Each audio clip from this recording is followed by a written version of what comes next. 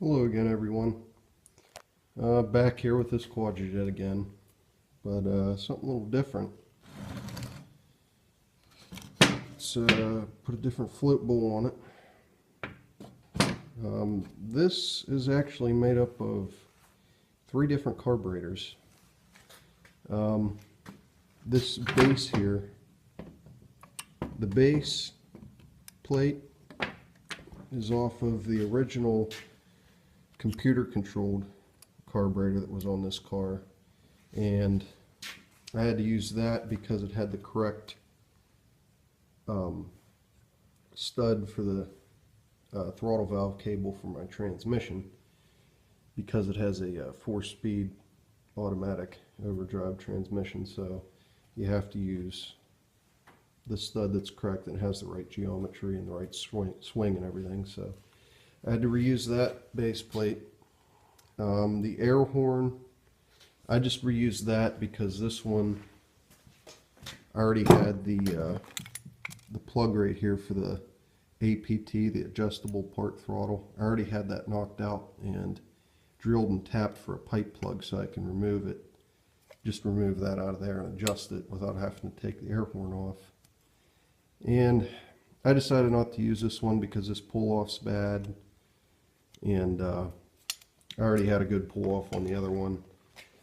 And I think one of these tubes is mismatched, so that's another reason whoever had that carburetor before mismatched them.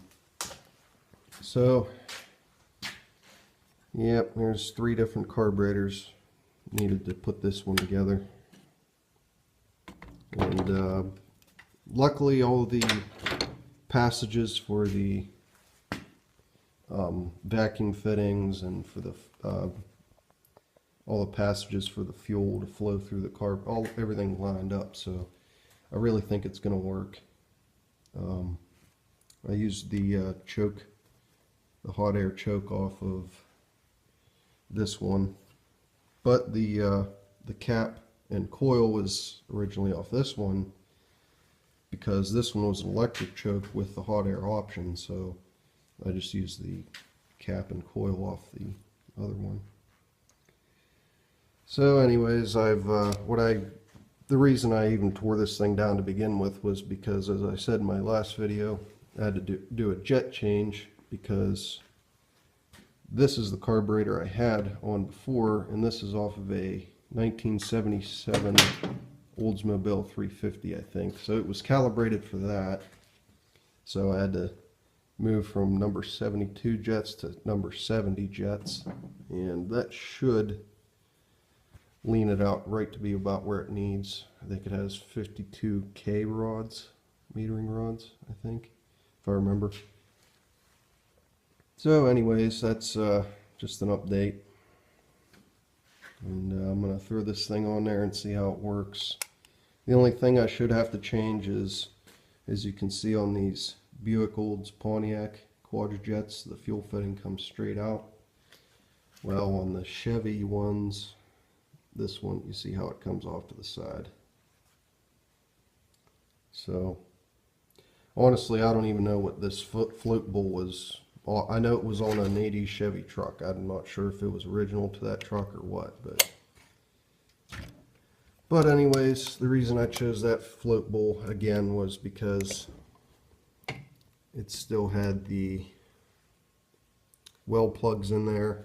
Like I said with this one, I tried the whole drill and tap for set screws and epoxy, and that just, I don't know, some people say they have luck with it. I've tried 2 different epoxies, I've tried different set screws, it doesn't work.